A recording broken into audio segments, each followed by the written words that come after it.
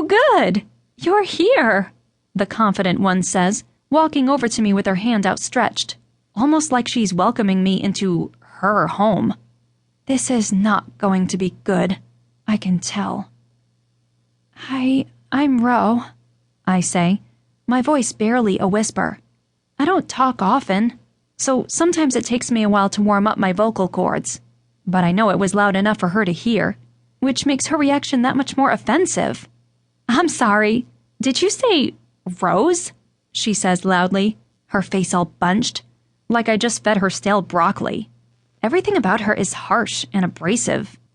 Rowe, I repeat, and she just continues to stare. Like a boat? I actually start paddling in the air. Oh, cute, she says, turning her attention to her bed, which is layered with piles of clothes. I'm Paige, and that's Cassidy. Cass, the other one pipes in, shaking her head with her lips tight and gesturing toward Paige. I think she's telling me not to take her personally. Not a problem. I've already filed her and this room into the "how fast can I get out of here" category. I like to be called Cass.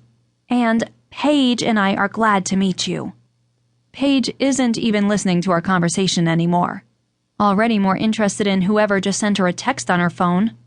I'm in a freshman dorm, but nothing about Paige says freshman. Her body is tall and curves in all of the right places, and her skin is a warm bronze, like I'd imagine a lifeguard in Florida looks. Her blonde hair is long and layered, and every strand sits in the perfect place, like a golden frame around her crystal blue eyes. Cass is blonde too, but she seems more like a real person. Her hair is pulled back in a ponytail, and I can tell she had light makeup on at one point today, but the humidity has worn most of it away. It's clear my role here will be the oddball, the one who doesn't fit. Honestly, that's what I expected.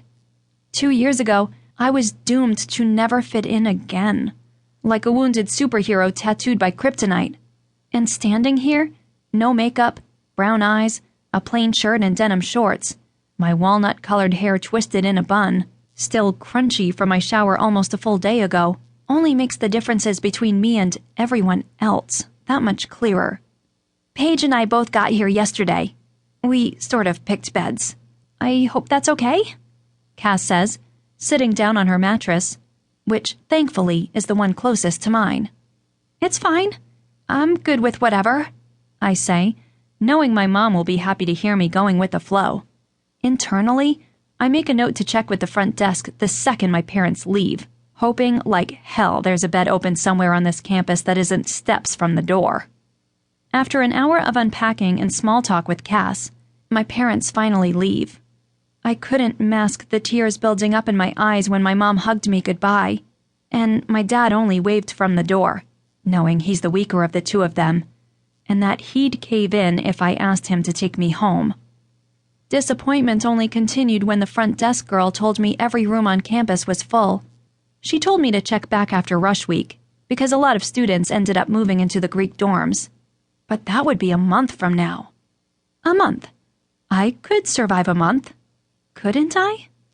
Paige disappeared almost the minute I met her, which was a relief. I'd have to work my way up to her personality. Thankfully, Cass had a lot of unpacking of her own to do. So I've spent the rest of the late afternoon with my earbuds pressed into my ears and my music turned up loud enough to drown everything else out.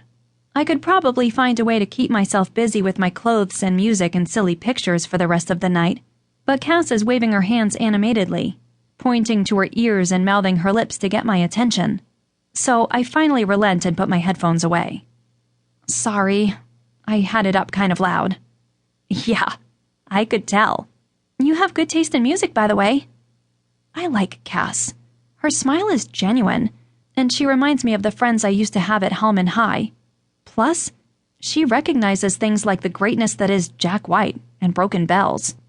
I bet Paige is more of the Katy Perry sort. Thanks. I don't know how to carry on a conversation, so my eyes dart around her things, looking for something to reciprocate the compliment. Your quilt is pretty. It's possibly the most ordinary quilt on earth,